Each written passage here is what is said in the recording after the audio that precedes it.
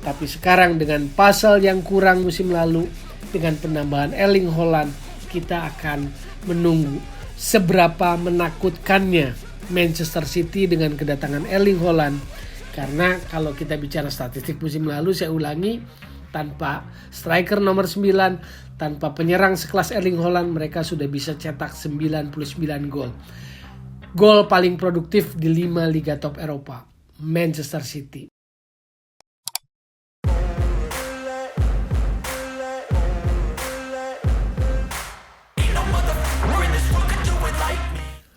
Oke, balik lagi di Gocek Bung Toel. Kali ini mau bahas sepak bola yang benar-benar sepak bola. Lah memang selama ini nggak bahas sepak bola. Ya tentu saja bahas sepak bola, tapi kali ini mau bahas sepak bola yang isinya daging semua. Apalagi kalau bukan Community Shield. Jadi Sabtu besok 30 Juli malam, Sabtu malam itu layar pembuka Liga Inggris musim ini. Namanya Community Shield.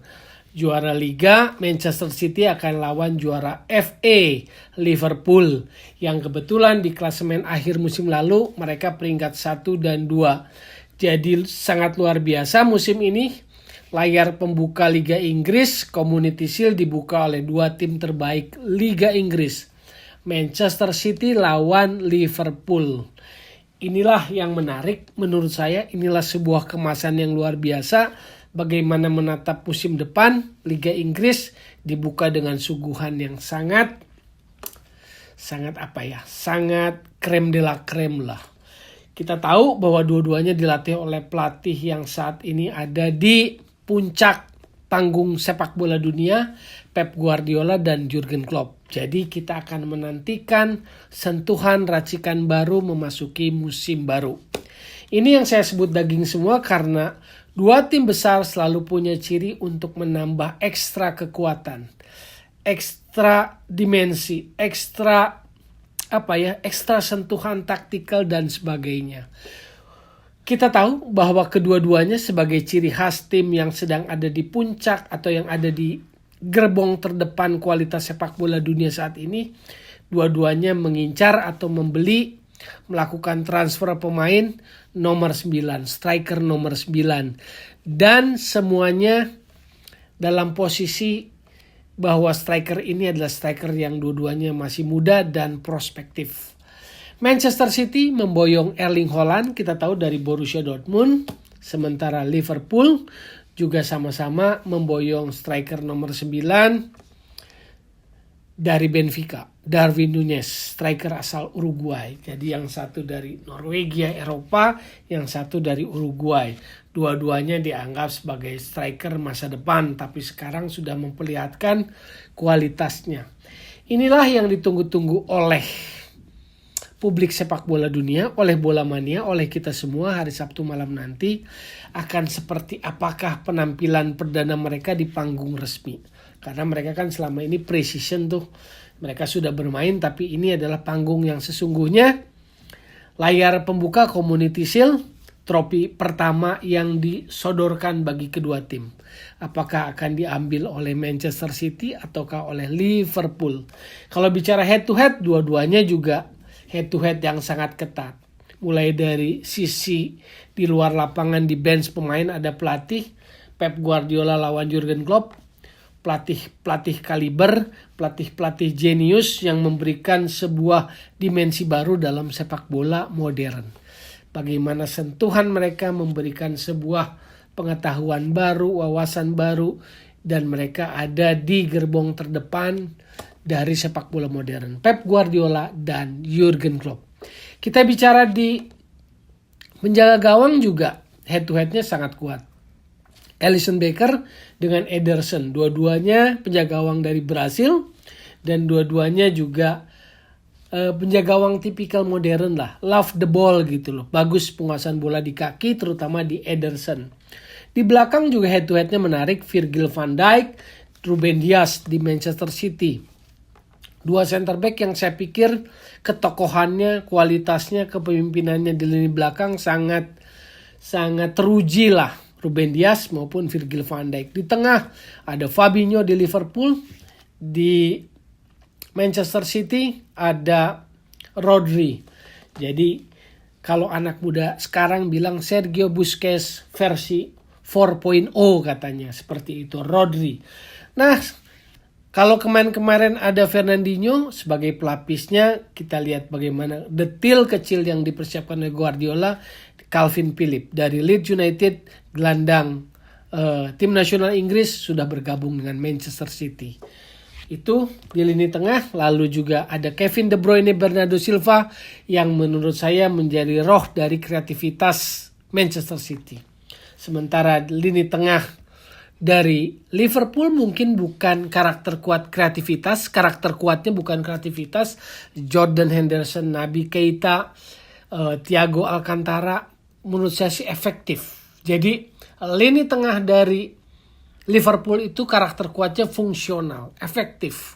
Mereka adalah pengumpan yang sangat cepat, perebut bola yang sangat kuat, dan juga mesin yang sangat konsisten. Baik itu Fabinho, Thiago Alcantara maupun juga Jordan Henderson.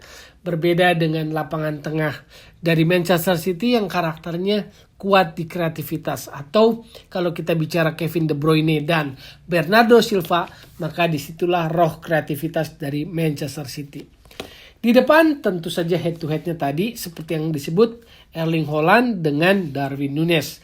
Tapi apakah keduanya akan langsung main sebagai starter atau tidak, itu yang menarik kita tunggu. Di depan tentu saja City kehilangan Gabriel Jesus, sementara Liverpool kehilangan Sadio Mane. Nah, dua kehilangan pilar di depan inilah yang akan kita saksikan bagaimana kedua pelatih ini merestorasi lini depan mereka.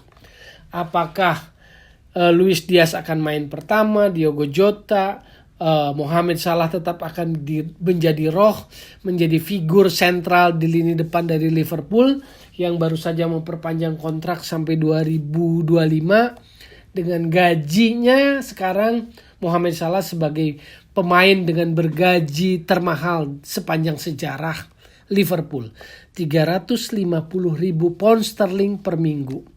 Memang masih kalah dengan Erling Haaland yang angkanya mencapai 375.000 per minggu. 375.000 pound sterling per minggu. Disinilah menariknya, disinilah menjadi sangat ketat pertandingan ini karena kedua tim seringkali saling mengalahkan atau berbagi angka imbang. Memang tidak akan 100% karena ini baru pembuka. Saya menduga bahwa kedua pelatih tidak akan memforsir 100% kemampuan di sana karena ini baru layar pembuka, baru halaman depan, baru membuka gerbang, belum memasuki dari ruang atau wilayah kompetisi yang sesungguhnya. Karena mereka akan bertarung di kompetisi sesungguhnya untuk meraih atau untuk bersaing meraih gelar title Liga Inggris atau English Premier League. Nah, yang akan kita tunggu dari Pep Guardiola adalah sentuhan-sentuhan atau detil-detil kecil apa yang akan dia siapkan. Dia juga pasti akan masih berproses karena masih ada beberapa kekurangan di beberapa pos, misalnya ditinggalkan oleh Alexander Zinchenko ke Arsenal, tentu butuh bek kiri karena Joao Cancelo sebetulnya aslinya di bek kanan, ada Kyle Walker di kanan, jadi masih bisa Joao Cancelo, tetapi pos bek kiri masih akan menjadi incaran dari Pep Guardiola. Marc Cucurella dari Spanyol yang main di Brighton tampaknya masih alot. Negosiasi transfernya, lalu juga butuh pemain lain saya pikir di midfield tentu saja maupun juga penambahan lain di sektor lainnya, karena buat saya tim sebesar Manchester City maupun Liverpool selalu menambah ekstra kekuatan di tiap musimnya. Contoh keduanya saat ini langsung tancap gas mengincar pemain nomor 9. Itu yang jadi prioritas. Maka berikutnya mereka akan mengincar pemain lain untuk menambah kekuatan dengan target bukan saja di Liga Inggris tapi juga Liga Champion. Jadi itulah yang menurut saya akan menjadi sebuah pertandingan menarik, suguhan sepak bola yang menarik, penuh daging.